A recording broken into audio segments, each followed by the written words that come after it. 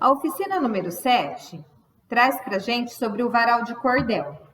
Então, o cordel, ele é um tipo de texto, né, de poema, e eles muito popular na região Nordeste, e eles são expostos em varais, nas feiras, nas praças. Então, o que acontece com os poetas? Eles escrevem os seus cordéis e eles em folhetos bem simples, praticamente assim, folhetos coloridinhos, assim, né, amarelo ou em folha verde, e escreve em preto. Eles imprimem em preto e fica colorido aqueles folhetinhos, né, aqueles livrinhos. E eles pedem para desenhar também os desenhos na frente, a ilustração referente ao tema do que eles estão falando no cordel. E aí eles vão para essas feiras e eles penduram os poemas, esses livrinhos, tudo em varais. Então, esse tipo de texto, nesses lugares expostos, recebeu o nome de literatura de cordel. Então, são os poemas pendurados nos varais, em cordões, tá bom? Então, são bem simples, né? Então, o pessoal no Nordeste, os poetas, eles faziam muito isso. Uma forma de vender, de divulgar o poema deles, tá? Então, nós vamos ver hoje um poeta que ele é muito conhecido no Nordeste, né? Ele foi, né, na época que ele utilizava, ele vendia, ele ia para as feiras, né? E o nome dele é Patativa do Assaré. Isso é um pseudônimo, porque o nome dele, ele chama Antônio Gonçalves da Silva. E o Antônio Gonçalves da Silva, ele nasceu no dia 5 de março de 1909, lá na cidade de Assaré, lá no estado do Ceará. E ele foi um dos mais importantes representantes dessa cultura popular, desse tipo de poema, né? Ele dedicou a vida dele na produção de cultura popular, ou seja, ele falava sobre o povo marginalizado e oprimido do sertão. Então, os versos deles, os poeminhas, falavam muito dessa vida difícil do Nordeste. Outra coisa importante também, ele tinha uma linguagem muito simples, só que era bem poética. E com isso ele se destacou-se compositor, improvisador e poeta. Tá? Na infância dele foi marcada por momentos muito difíceis, pois ele nasceu numa família de agricultores pobres e perdeu também a visão do olho.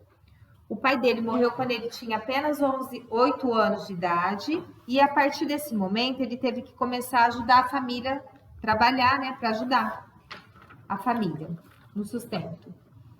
Ele foi estudar numa escola local com 12 anos de idade apenas, mas ele ficou poucos meses na escola, tá? Nessa época ele começou a escrever seus próprios versos e também pequenos textos. Ganhou da mãe uma pequena viola aos 16 anos de idade. Muito feliz com isso, ele passou então a escrever e também cantar esses repentes, cantar esses versos. E aí ele começou a se apresentar em cidades ali, nas pequenas cidades ao redor, tá? Nas festinhas.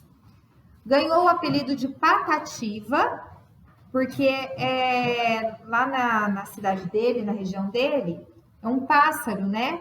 Que tem um lindo canto. Então as pessoas, ouvindo ele cantar, ouvindo os repentes dele, começou a chamar ele, nossa, parece uma patativa. Então ele ganhou esse apelido de Patativa. E Assaré por causa da cidade de Natal, né, dele. Então ele ganhou esse apelido quando ele tinha 20 anos de idade. E nessa época ele começou a viajar por algumas cidades, né, nordestina, e ele se apresentava como violeiro. Cantou também diversas vezes em rádio da região, tá? Em 1956, ele escreveu seu primeiro livro de poesias. Com muita criatividade, retratou aspectos culturais importantes do homem simples do Nordeste. Após esse livro, escreveu outros que também fizeram sucesso e ganhou muitos prêmios. Ele faleceu no dia 8 de julho de 2002, na cidade de Natal. Correto? Então, Patativa do Assaré, ele escreveu um poema que nós vamos agora ler esse poeminha aí, esse cordel aí, tá bom? Então, vamos ler, que chama Emigração e as Consequências. Vamos ler, então? Então, nós vamos observar esse cordel aí, tá? Então, vamos lá. Nesse estilo popular, nos meus singelos versinhos, o leitor vai encontrar, em vez de rosas, espinhos. Na minha penosa lida, conheço do mar da vida as temerosas tormentas. Poeta da roça, tenho mão calosa e grossa, do cabo das ferramentas.